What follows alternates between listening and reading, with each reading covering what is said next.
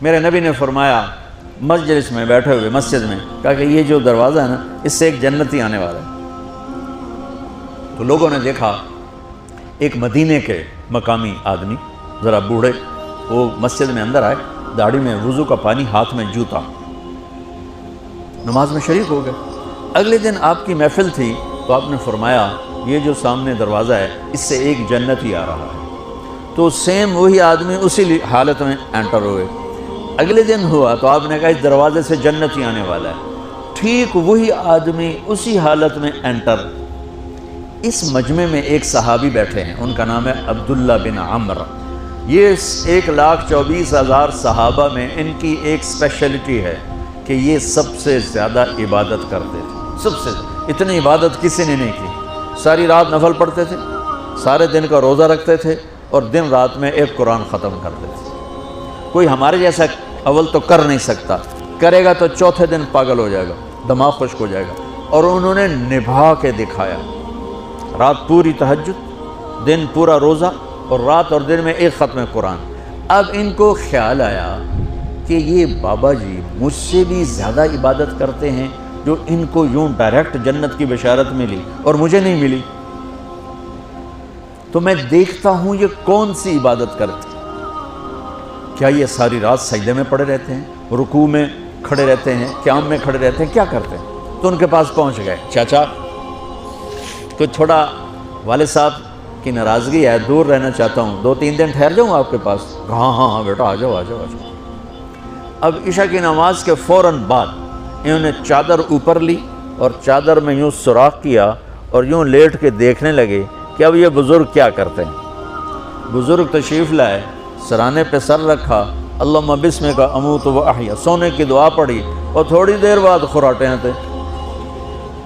وہ بڑے حیران ہوئے، بھئی میرا تو خیال ہے یہ ساری رات سجدہ کرے گا تو رو رو مسلح تر کر دے گا، یہ تو خراٹے چون جاندے نہ ہو جا رہے ہیں۔ اب وہ دیکھ رہے ہیں ابھی اٹھے گا ابھی اٹھے گا ابھی اٹھے گا، پھر انہوں نے کپڑا اتار دیا، ابھی سویا ہوا ہے۔ وہ فجر کی اذان پہ اٹھے اور ان کا دماغ چکر کھا گیا، بھئی اے کی بڑی تہجد دے 2 نفل بھی نہیں تو جنت دی بشارت 3 دن کٹھی۔ انہوں نے کہا کل دیکھوں گا، کل شاید کچھ اور کریں گے۔ اگلے دن آئے، پھر اسی طرح یوں کر کے لیٹ گئے، اور بزرگوں نے بھی یوں کیا، اور بسمک اموت و احیا، اور پورا کمرہ خراٹے نال۔ وہ پھر پریشان، یہ کب اٹھے گا کب اٹھے گا؟ فجر کی اذان پہ اٹھے تو اور ان کی حیرت بڑھ گئی، کہنے والا سچا، اس کے بات کو تو چیلنج ہو نہیں سکتا، وہ محمد مصطفیٰ ہیں، لیکن یہ چکر کیا ہے، یہ جنت مل کیسے رہی ہے؟ چلو ایک رات اور صحیح۔ تیسری رات آئے، یہ یوں لیٹے وہ یوں لیٹے، یہ دیکھتے رہے وہ سوتے رہے، حتیٰ کہ فجر کی اذان پہ آنکھ کھلی تو یہ نا پھٹ پڑے، کہنے لگے چاچا بات بتاؤں؟ کہنے کیا ہے؟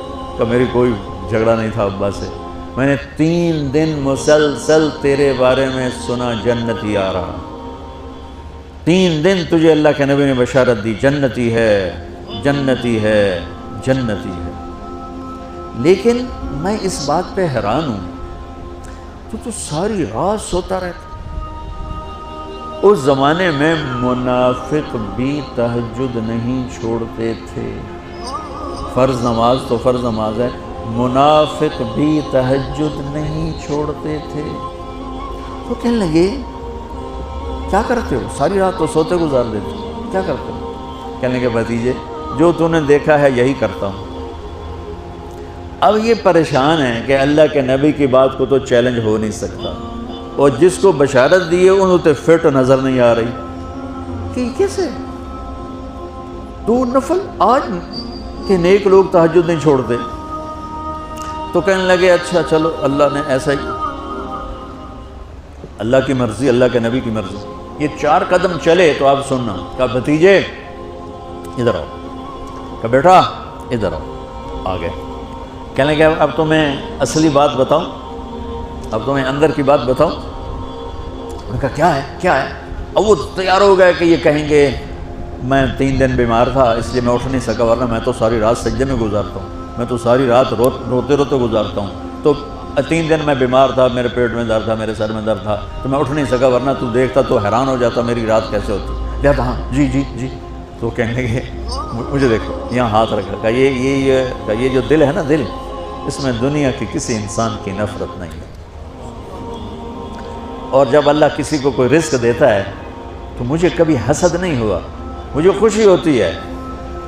تو ان کی جو باڈی لینگویج تھی نا، حیرت میں ڈوب کے وہ کہتے ہیں ہاں بات ہے، سمجھ آ گئی، یہی سے۔ انہوں نے ایسا نہیں کیا، وہ کہنے لگے ہاذا ہوا، اچھلے اپنی جگہ سے، ہاذا ہوا، یہ چاچا اب سمجھ میں آ گیا، سمجھ میں آ گیا، یہی ہے جو آپ کا سینہ اللہ نے پاک کر دیا ہے، اس پر آپ کو جنت ملی ہے۔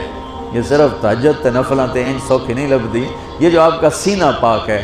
اب پہلی حدیث کے ساتھ جوڑو، میرے نبی نے فرمایا، میرے بیٹے انس، میری ایک عظیم الشان سنت ہے کہ اپنے دل کو دنیا کے انسانوں سے میرے بچوں سنو، یہ نہیں فرمایا مسلمانوں سے دل صاف رکھ، فرمایا پوری دنیا کے انسانوں سے دل صاف رکھو۔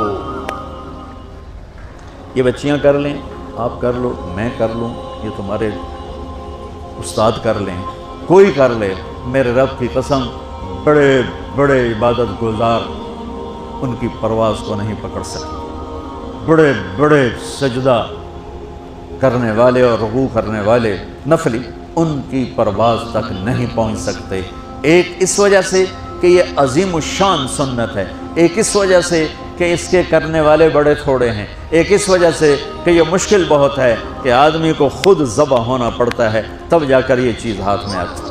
ایسے نہیں ہے کہ تہجد کے لیے نیند قربان کر دی، ہم جماعت میں گئے 40 دن کے لیے تھوڑا روکھا سوکھا کھا لیا اور گھر کی جدائی برداشت کر لی، یہ پل پل کی موت ہے، پل پل کی عزت نفس پہ چھریاں ہیں، اور پھر یہ مسکرا کے چلتا ہے، یہ مقام اسے جبریل سے بھی اوپر لے جاتا ہے۔